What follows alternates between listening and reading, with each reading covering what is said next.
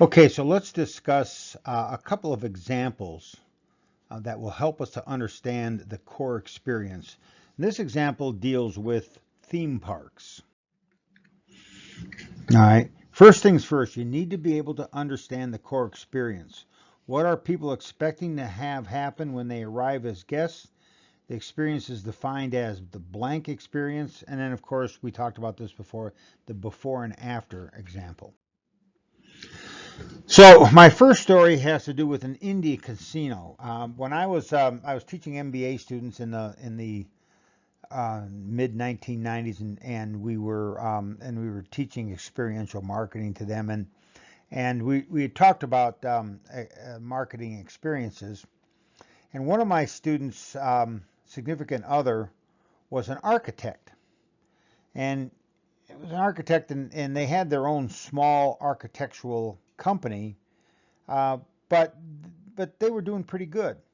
Um, he called me one day and said, "Listen, we're getting ready to make a bid on designing an Indian casino for a tribe that is going to build its own casino on or near the reservation." And he asked me for some advice about the Indian casino, and I said, "Well, understand that you need to pitch this as an experiential product." And we talked about experiential products, and how you go about designing them, and how you go about thinking about them. So and then I didn't think about it much, and about a month later he called me and said, "Guess what? We got the job." And I said, "Really?" I said, "You seem to be very excited and surprised." He said, "Well, I certainly never thought we would get the job." He said, "But I took your advice." He said, and so then he proceeded to tell me the story that, he had prepared a bunch of drawings and things about the Indian, about what he thought an Indian casino should look like, and he had prepared all of them, and he looked at some other Indian casinos that were already built, in Palm Springs and places like that. And he said he'd put his portfolio together. You know how architects travel with those great big skinny but big square portfolios. And he said, so I went down there. He said, and um, he said I checked into the local hotel. He said, he said I was going to meet with the tribal council people the next day. He said me and probably 6 or 7 other people were going to pitch their ideas for the casino. He said, so I wandered over the night before to the reservation, and he said I walked into the gift shop there. He said, and he said I bought a book that explained the history of the tribe. He says, so I went back to the hotel and I read some of it. He said I didn't really read all of it. He said, but I read some of it. He said so I went the next day to the presentations, and he said I was sitting there in the waiting area, and there were 2 people in front of me, and each one made their presentations, and then I got ready to make my presentation. And of course, they walked in and they had their big portfolios, and they walked out and they all seemed to be smiling when they walked out, and thought that perhaps they had done a pretty good job of selling them on their idea for that Indian casino. He said, so I went in, he said, and I started to take my stuff out of the portfolio. He said, and then I thought to myself, this is exactly what everybody else has done. They showed them some drawings of their idea of what an Indian casino should look like, and what other Indian casinos looked like. He said, so instead, he said, I opened my briefcase and I took out the book about the history of the tribe. And when it was my turn to start, I laid the book on the desk and I said,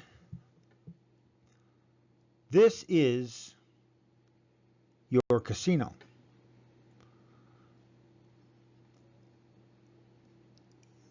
My job when we design and build this casino for you is to, in some way, tell the story of this tribe. maybe the trials and tribulations, maybe the joys and sorrows, but mostly the culture that we are trying to preserve to this day for this particular tribe. And he said that then we sat down and we talked about it for my whole 35 or 40 minutes, whatever the presentation was. And then there was a question and answer period. He said, and I left and I really had never really opened my portfolio and I hadn't shown him one drawing. So when I left, I thought to myself, well, we certainly did not get this particular bid, but I was fascinated by the fact that they wanted so desperately to tell me their story, and they were so excited about being able to tell me the story, and they were so proud of their heritage and their culture. He said, and so about 2 weeks went by. He said, and all of a sudden, out of the blue, one day they called me and said, "You're the person we want to build this. We want you to tell the story." And so what he had done in reality was make an experiential pitch for that particular casino. Now, let's talk about a different kind of an experience. Let's talk about some theme parks. And of course, two theme parks that you're probably all familiar with, at least have seen pictures of, is Disneyland and Disney World. Now, Disneyland and Disney World have similar but not the same thought on the core experience. In some cases, you might be able to argue that it's the same core experience, it is just executed differently. When you go to Disneyland in California, it's a smaller piece of property, obviously, and it's older. And you can see here, they've got both of them have slightly different entrances, but they're both in warm weather climates. The top photo here is a picture of the Magic Kingdom in Anaheim. And on the bottom is a picture of the Magic Kingdom in Orlando. So Disneyland, California, Disney World, Orlando. In both cases, they are trying to deliver the Disney experience. And we're all sort of familiar with what the Disney experience is.